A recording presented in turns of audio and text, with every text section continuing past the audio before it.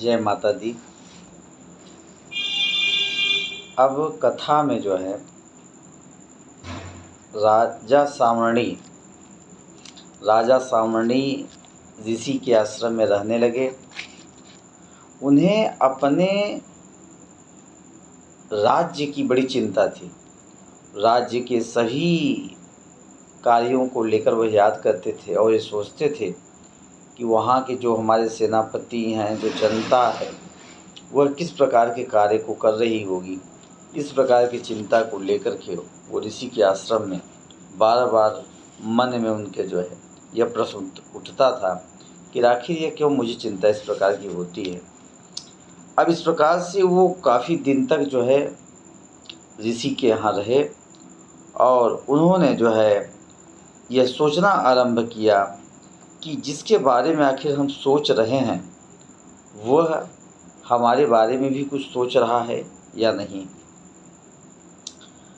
राजा ने वहाँ का जो कष्ट था, उनके क्षेत्र का जो कष्ट था, उसके बारे में वह यह सोचते रहते थे कि कहीं ऐसा न हो कि खजाना खाली हो जाए और हमारी जो प्रजा है वो परेशान हो। इस प्रकार से राजा सुरथ निरंतर सोचते रहते थे।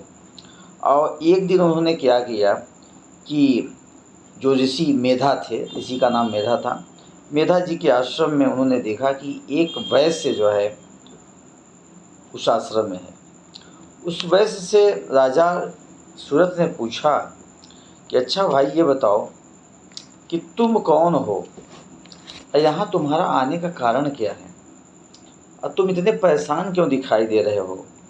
तो राजा सुरथ से वह बड़ा प्रेम पूर्वक उसने बड़े विनीत भाव से राजा सुरथ को प्रणाम किया और वह वैसे राजा सुरथ से उसने बोला, हे राजन, मैं धन्यों कुल में उत्पन्न एक वैश्य हूँ। मेरा नाम समाधि है। मेरे दुष्ट स्त्री पुत्रों ने धन के लोभ से मुझे घर से बाहर निकाल दिया। मैं इस समय धन, स्त्री और पुत्रों से वंचित हूँ। मेरे विश्वसनीय बंधुओं ने मेरा ही धन लेकर मुझे दूर कर दिया, इसलिए मैं दुखी होकर वन को चला आया और मैं यहाँ रहकर बात को नहीं जानता कि मेरे पुत्रों, मेरी स्त्री या मेरे जो अपने सगे संबंधी हैं उनका क्या हाल है। और इस प्रकार की चिंता जो है उसे भी है, किसे वैश्य को, वह भी इसी प्रकार से कष्ट में जो है दुखी है। अब राजा ने पूछा कि जिन लोभी स्त्री पुरुष आदि ने आपको जो है वहाँ से निकाल दिया और आप जो है उनके लिए इतना चिंतित क्यों हैं, क्यों इतना आप प्रेम करते हैं। तो वैश्य ने कहा, आप मेरे विषय में जैसी बात कहते हैं वह सब ठीक है, किंतु क्या करूं, मेरा निष्ठुर मन मानता ही नहीं है। जिन्होंने धन के लोभ में पड़कर पिता के प्रति स्नेह, पति के प्रति प्रेम और अपने लोगों के प्रति जो प्रेम होना चाहिए उसकी तिलांजलि दे दी, ऐसे व्यक्तियों के प्रति भी मेरा बहुत स्नेह है। हे महामते, गुणहीन बंधुओं के प्रति भी मेरा इस प्रकार का प्रेम मग्न आज तक है। यह क्या है, इस बात को मैं नहीं समझ पाता।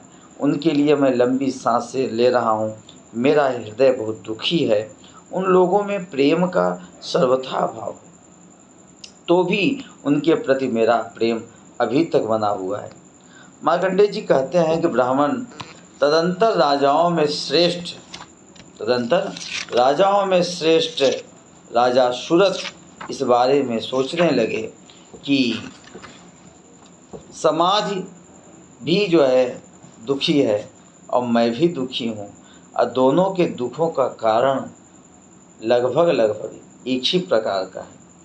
इसलिए भक्तों इस बात का ध्यान देना आवश्यक है कि दुखी तो हर व्यक्ति है और दुख का कारण सबका अलग अलग है। किंतु यदि भक्ति के मार्ग पर जो व्यक्ति है, यदि वह भक्ति के मार्ग पर चले तो दुख कितने भी आए उसे एक न एक मार्ग मिल ही जाता है। अगली कथा कल बताएंगे। जय माता दी, जय माता।